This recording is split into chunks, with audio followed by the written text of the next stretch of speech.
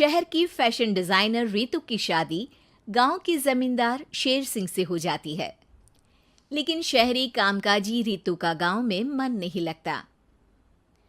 क्या सासू माँ, ये गांव में तो कुछ नहीं है, मेरा दिल ही नहीं लगता यहाँ, क्या करूं मैं। अरे बेटा, जहाँ पति का कारोबार बीवी तो वहीं अच्छी लगती है ना।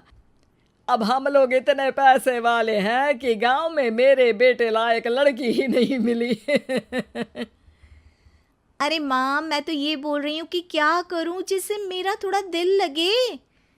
अरे बेटा, मैं भी शहर की थी। यहाँ आकर मैंने गांव में स्कूल खोल लिया। बच्चों को पढ़ाती थी तो मन लग जाता था।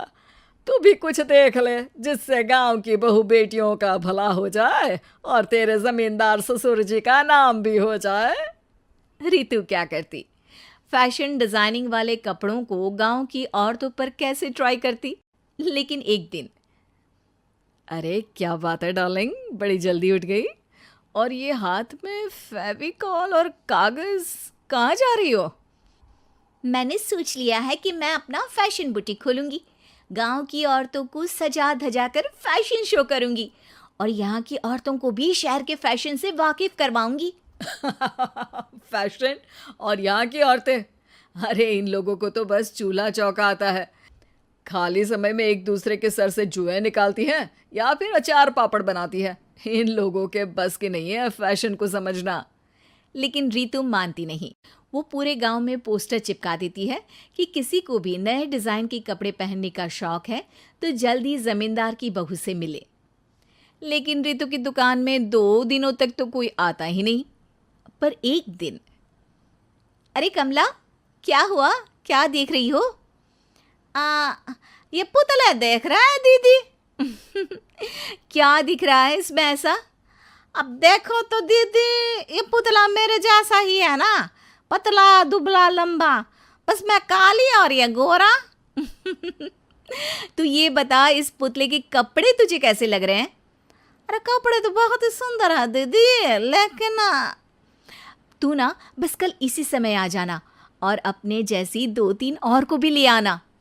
अगले दिन कमला 2 लड़कियों को लेकर आ जाती है।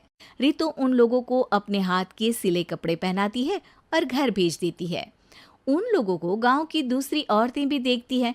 और फिर क्या, अगले दिन रितु जब दुकान खोलती है तो सामने बहुत सी औरतें उसके बनाए डिजाइनर कपड़े पहनने को तैयार खड़ी होती हैं। तुम लोगों को कपड़े के साथ ही हल्के मेकअप और स्किन केयर की भी क्लास देनी पड़ेगी। रितु गांव की औरतों को फैशन का ज्ञान देने में लग जाती है। एक दिन रितु का पति कहता है, अरे रितु, तुम्हारी फोटो पेपर में आई है। क्यों भाई, ऐसा क्या कर दिया मैंने, क्या लिखा है? अरे लिखा है गांव में होगा अब फैशन वीक। अरे हाँ, कल ना कोई फ़ोन आया था मीडिया वालों का, तो मैंने भी बोल दिया कि फैशन शो तो अब गांव में होगा। लग रहा है उसी की खबर बना दी है। तभी रितु को एक फ़ोन आता है।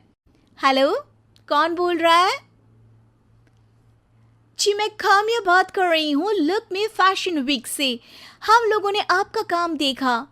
हम शहर वर्सेस गांव का फैशन थीम में एक फैशन शो आपके गांव में करना चाहते हैं। अरे वाह, ये तो बहुत ही अच्छी बात है। मैं अपनी मॉडल्स के साथ शो में हिस्सा ज़रूर लूँगी। बस अब क्या था, वो दिन भी आ जाता है जब रितु की गांव की गोरी शहर की छोरी के साथ स्टेज शो में हिस्सा लेती हैं। शो के बाद, अरे आपकी वो जो कलेक्शन है ना, मैं उसकी पूरी सीरीज खरीदना चाहती हूँ। सच में आपने वो कपड़े डिजाइन करे जो आज के लोग आसानी से घर और बाजार में पहन सकते हैं। और बजट में भी है। हम भारतीयों के लिए तो ये डिज़ाइन बेस्ट है जी। वैसे आपने क्या सोचकर ये कपड़े बनाए और आप इसे कितना आगे और लेकर जाना चाहती हैं?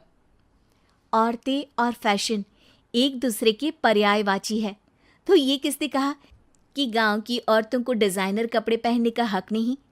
मेरा मानना है कि शौक सभी औरतों में होता है। ज़रूरत है तो बस उसे जगाने की, उनके हिसाब और बजट के कपड़ों की जो मैंने बनाए और सबको पसंद भी आए। अब रितु का गांव हर जगह प्रसिद्ध है, ना सिर्फ रितु के लिए बल्कि वहाँ की औरतों की फैशन के लिए भी।